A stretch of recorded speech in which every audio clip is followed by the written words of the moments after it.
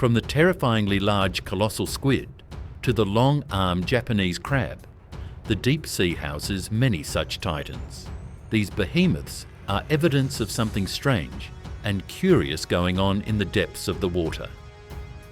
For many years, scientists have been studying deep-sea gigantism, a perplexing phenomenon which has transcended from myth and manifested in the real world as something observable. This curious evolutionary trait has allowed the Japanese spider crab to grow limbs which reach over 13 feet in length. These crabs have a small body, but lengthy arms which are extremely adept at gathering food and fending off prey. The colossal squid is similarly affected, growing massive in size and weighing more than 1,000 pounds. It has eyes which are larger than basketballs, allowing the squid to see even the slightest of movements. A useful ability when darkness is your only companion. Large isopods, which are normally no bigger than a fraction of an inch long, turn into hard-shelled aliens the size of cats when it comes to the deep sea. From the larger species like squids and fishes to smaller ones like amphipods and crustaceans, deep-sea gigantism spares nothing. The life forms that we find deep within the water are mutated and transformed into something entirely unique. But is deep-sea gigantism really just an odd mutation or something more? The unique attributes found in sea creatures affected by deep-sea gigantism are not merely for show, but they serve a distinct purpose. In the depths, where sunlight is scarce and temperatures freezing, larger bodies hold more advantage. In order to precisely understand the root cause for deep-sea gigantism, we need to take a look at the harsh conditions in the deepest depths of the water. From the twilight zone all the way down to the hadal zone, things become extremely unfriendly. In these zones, the only constant is the darkness, a perpetual void which becomes more intense the deeper down we go. Over here, living organisms have to survive through expert adaptation. The freezing temperatures symbolize a world where time and life itself has slowed down. With no sunlight and biting cold, deep-sea gigantism becomes a necessity, which rewards a slower pace of life. In such freezing depths, a slower metabolism is rewarded, and larger life forms that survive without food for a longer period of time are the kings of the underworld.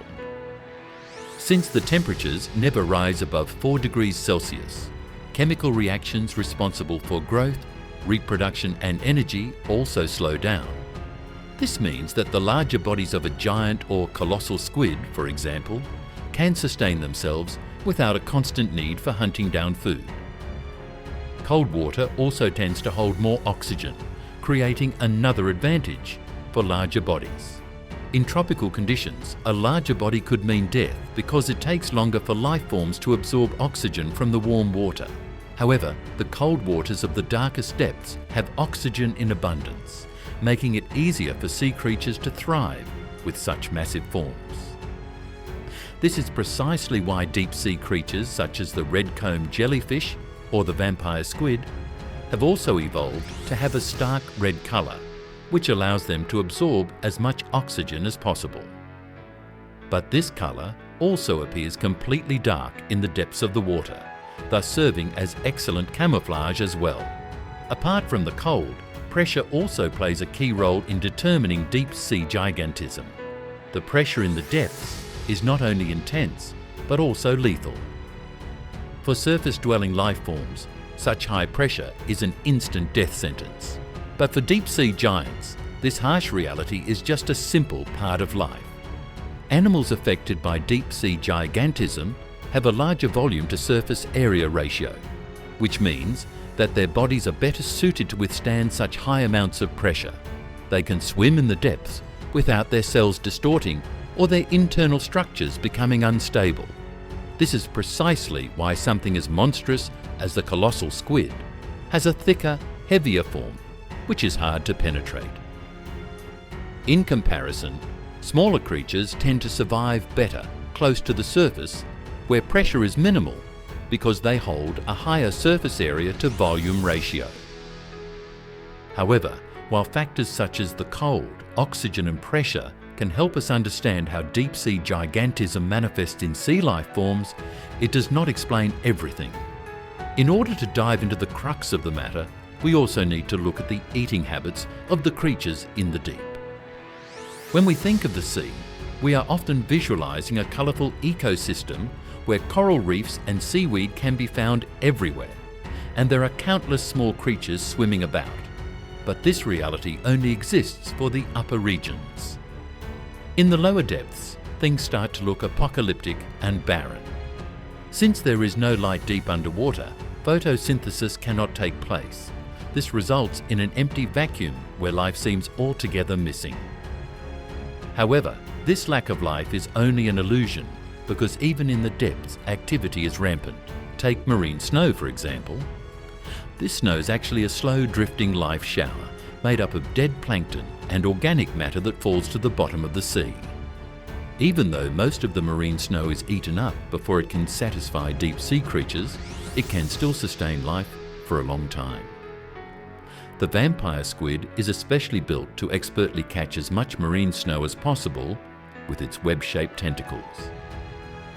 On rare occasions, the deep sea also gets to experience the fall of a decently sized fish or whale carcass.